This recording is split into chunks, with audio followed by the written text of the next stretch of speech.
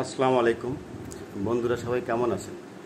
আশা করি দেশের পরিস্থিতি বুঝে কেউই ভালো নেই।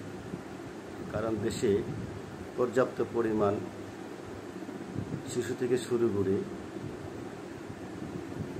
অনেক ছাত্রছাত্রীর জীবন চলে গেছে, অনেকে অসুস্থ হয়ে হাসপাতালে পড়ে আছে। এমতো অবস্থায় ভালো থাকার কথা না। অনেক পুলিশ প্রশাসন আহত। এই দেশের সার্বিক পরিস্থিতি নিয়ে আমরা সবাই উদ্বিগ্ন।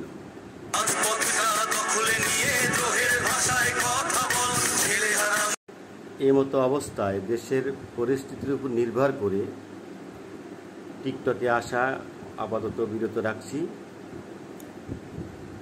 টুকটাক করে ঢুকবো, নতুন ভিডিও বানাতে চাচ্ছি না। সময়